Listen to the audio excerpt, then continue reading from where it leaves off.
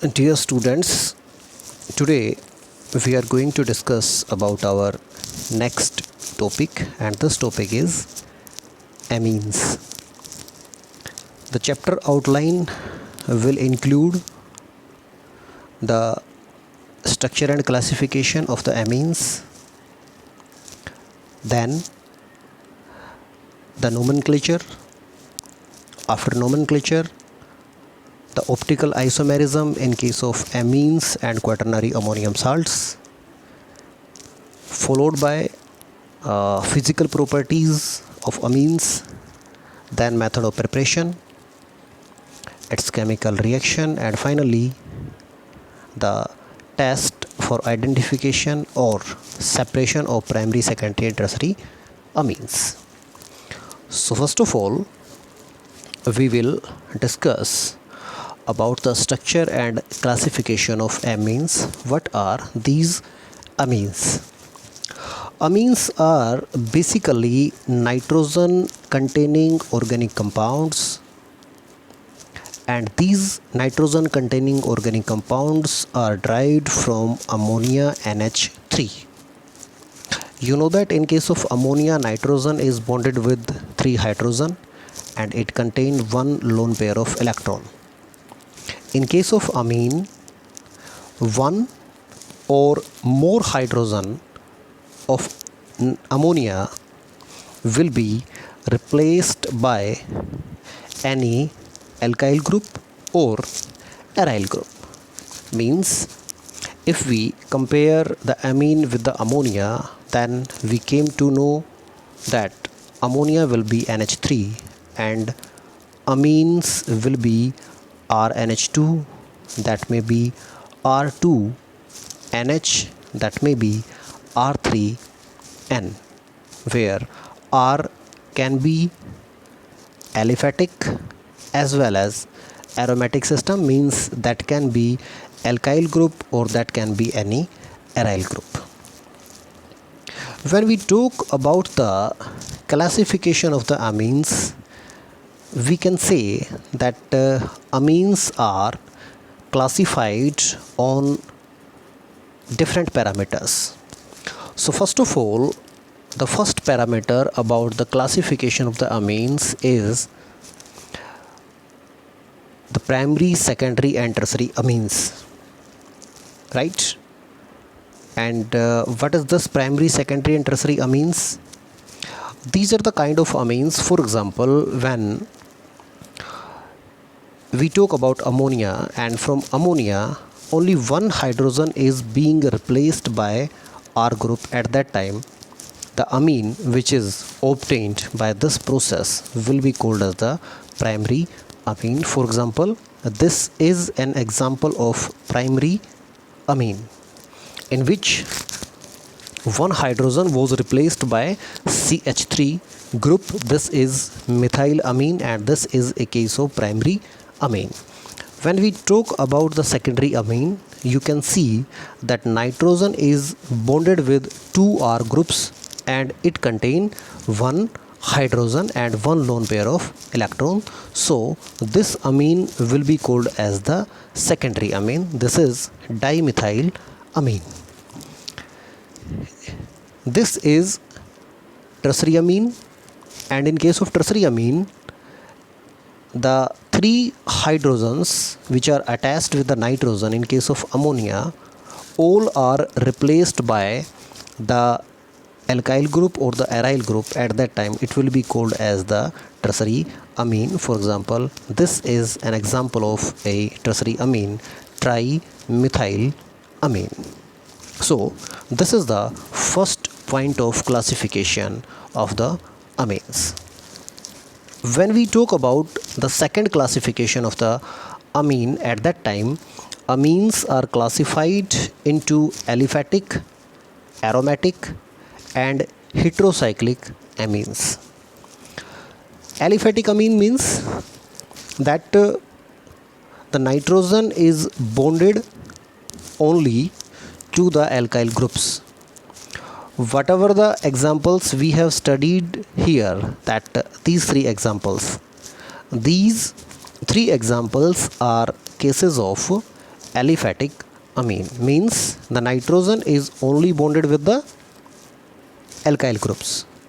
In case of aromatic amines, the nitrogen is bonded to one or more than one aryl group, means it may contain one alkyl group, it may contain two alkyl group, but the nitrogen should at least attached with one aryl group. At that time, the amine will be called as the aromatic amine. For example, you can see that this is the aniline and this is an example of aromatic amine.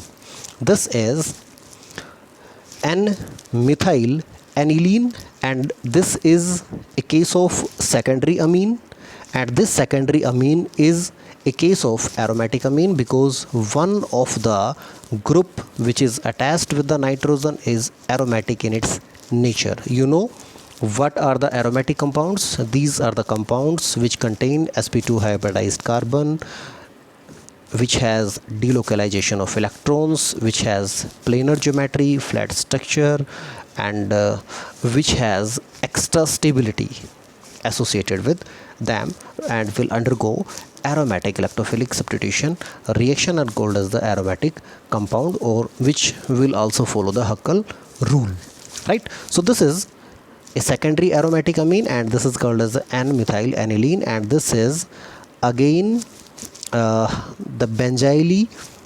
dimethylamine, right? This is containing two CS3 and CS3 group and one benzyl group which is attached with the nitrogen, right? So this is a case of aliphatic amine and this is not a case of aromatic amine. You can distinguish between these two examples. These two are the aromatic and this is the case of aliphatic system.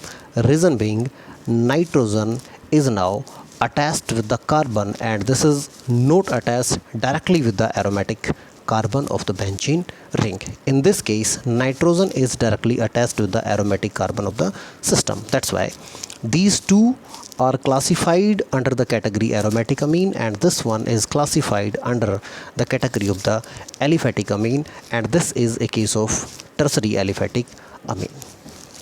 When we talk about the heterocyclic amines, we can see that the amine in which the nitrogen is one of the atom of a ring, means nitrogen is present inside the ring. At that time, it will be called as the heterocyclic amines. Further, the heterocyclic amines are classified as aliphatic and aromatic depending upon the system to which the nitrogen is attached. For example, this is a case of pyrrolidine and this is a case of piperidine, and these both are heterocyclic aliphatic amines. Means this is a case of heterocyclic, reason being the nitrogen is a part of the cyclic system. Similarly, in this example, the nitrogen is a part of cyclic system. So this is a case of heterocyclic amine, but this heterocyclic amine is aliphatic. But when we compare these two with these two examples, that is pyrrole and pyridine, we can clearly say that this one, the pyrrole, is aromatic in its nature. Similarly, the pyridine is also aromatic in its nature. So these two are examples of heterocyclic aromatic amines and these two are the examples of heterocyclic aliphatic amines. So when we talk about the structure and the classification, we can classify the amines into three categories, that is primary, secondary and tertiary. We can further classify amines into aliphatic amines, aromatic amines and heterocyclic amines. We can further classify the heterocyclic amines into heterocyclic aliphatic amines and heterocyclic aromatic amines, right? So this is all about the structure and the classification of the amines. Now we will come to the structure, that this portion which we covered is the classification. Now the structure of the amine. As we know that there is one more category in which nitrogen contain the lone pair of electron, and that nitrogen can now with its electron pair can attack on the particular species which is electron deficient, and it can form, for example, if we are talking about the ammonia can react with the H positive and can be converted into NH4 positive, right? So that is called as the ammonium ion. And when we talk about the ammonium ion, it contains 4 hydrogen attached to the nitrogen, and that can be regarded as a tetrahedral in its shape. And this kind of shape the ammonium molecule may attain, in which nitrogen is located in the center, and these are the hydrogens which are attached. When we talk about the ammonia, because in ammonia we are having a lone pair of electron on the nitrogen, and we are having 3 hydrogens attached with the nitrogen, we know that there will be a lone pair bond pair repulsion. At that time we can clearly say that this will not have the tetrahedral geometry. Instead, it will have a pyramidal shape in which the bond angle will be around 107 degree because of the repulsion between the lone pair of the nitrogen and the bond pair of the nitrogen and hydrogen. When we talk about the structure of the amine, that is basically a derivative of this ammonia, in which one of the hydrogen is replaced with the R group, we can say that the shape is almost equal, similar to the ammonia, and the bond angle will be 107 degree, as there will again be a bond pair lone pair repulsion. Now here a case comes, and that case is whether this particular amine is primary or secondary. At that time the bond angle between this particular R and this particular hydrogen, means carbon hydrogen and carbon R group, it will be 107 degree. Now when we talk about tertiary, it will not be equal to 107. Instead it is somewhat around 108 degree due to steric hindrance between 3 R groups which are attached with the nitrogen. So there is a slight increase in the bond angle in case of tertiary amines as comparison to primary and secondary. So that's all about the structure and classification of the amines.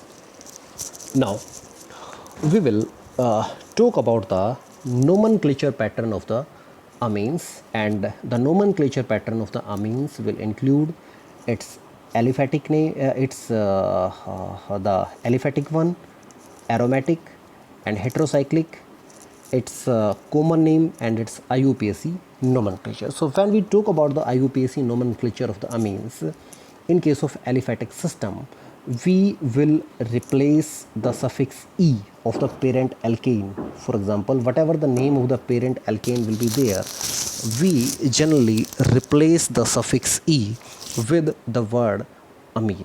For example, this is a case in which we are having, this is your first carbon, this is your second carbon, and this is your third carbon, and at second carbon NH2 group is located. So if NH2 group is not attached with the system, at that time the name of this alkane was propane. So we are replacing the E of the propane with the word amine, and now we know that this is located at a position, so we will have to identify that position as well. So we will start the numbering either from here or from here. So we came to know that NH2 is appearing at second position, so this will be 2 propane amine. This is another case in which we are having this is a carbon and this is a carbon, and to this carbon NH2 is attached, right? So when we talk about IUPAC nomenclature of this particular compound, So phenyl group is attached at first carbon, and the first carbon is also bearing the NH2 group.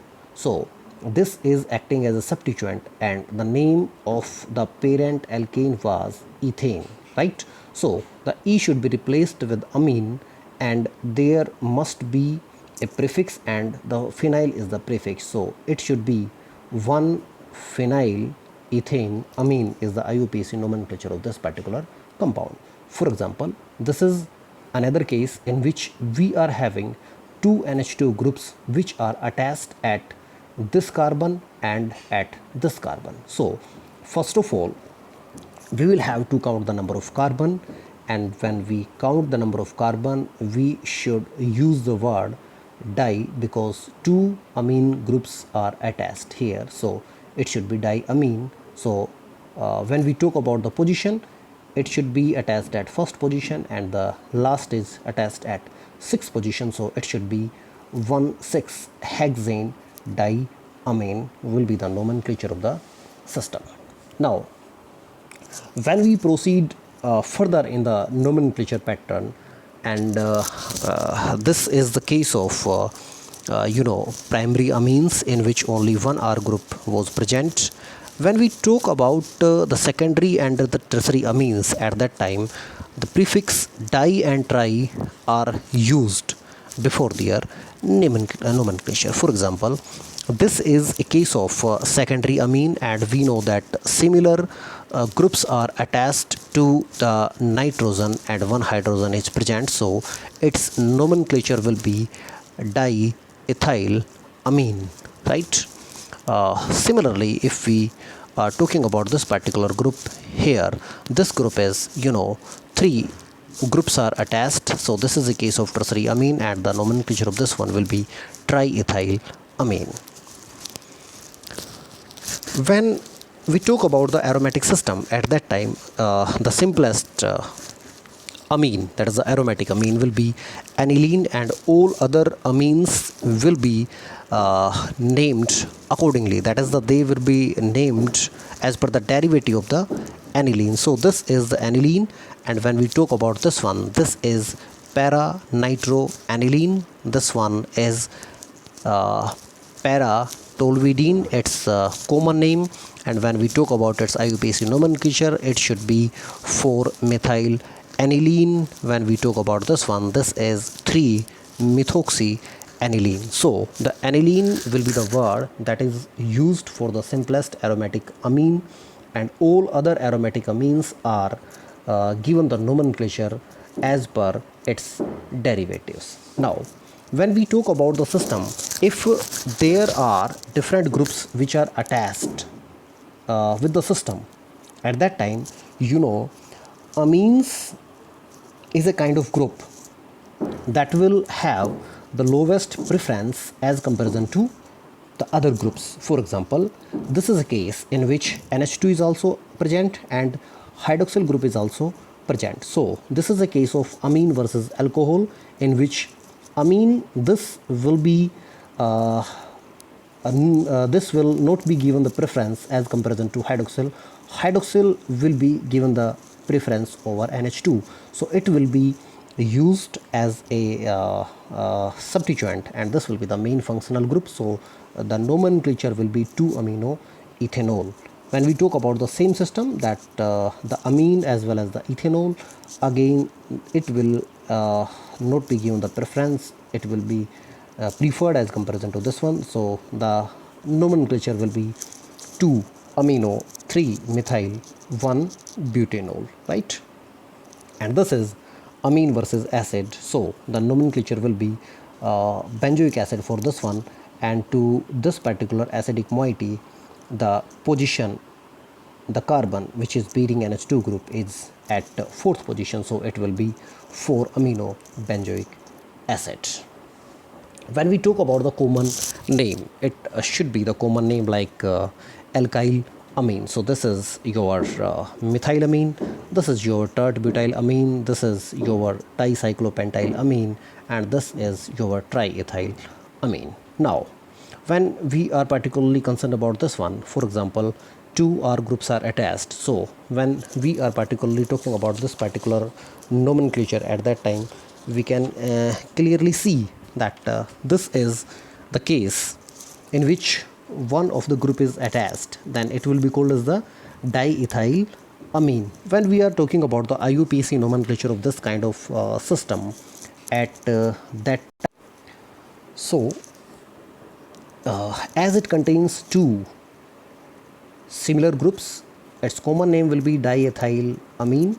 When we talk about the IUPAC nomenclature at that time, we know that to this nitrogen, one of the substituent will be attached, and this will be used as a prefix. So the nomenclature will be N-ethyl ethane amine, and similarly its nomenclature will be N-diethyl ethane amine. It will be the IUPAC nomenclature of this system. Now the nomenclature in case of quaternary ammonium salt, at that time we generally use the nomenclature pattern. They are named as a salt of the corresponding amine. For example, this one, this is the nomenclature of this particular compound will be tetramethyl ammonium chloride. Similarly, this is a case of piperidine, and this is the group which is attached to this nitrogen, and this is another group which is attached to this nitrogen. So it will be 1-ethyl 1-methyl piperidinium chloride. So this is again named as a salt of the corresponding amine, and similarly this one is a case of pyridinium salt, and the nomenclature will be 1-ethyl pyridinium chloride. So this is the case of nomenclature of aromatic and aliphatic system. Now we will come to the names of heterocyclic amine. If nitrogen atom is a part of ring, at that time it will be called as the heterocyclic, and that heterocyclic may be a case of heterocyclic aliphatic amines and heterocyclic aromatic amine, and they have a different pattern of nomenclature, and each ring system has its own parent name. For example, this is a case, and this is called as the pyridine. This is pyrrole. This is quinoline. This is imidazole. This is indole. This is pyrimidine. This is pyrrolidine, and this is piperidine. So every ring will have its own parent nomenclature in case of heterocyclic amines, whether they are aliphatic or they are aromatic. So that's all about the nomenclature in case of amines. Now, chirality of amines. If we are particularly talking about chirality, and that when carbon bears different groups, 4 different groups attached to that, and that doesn't have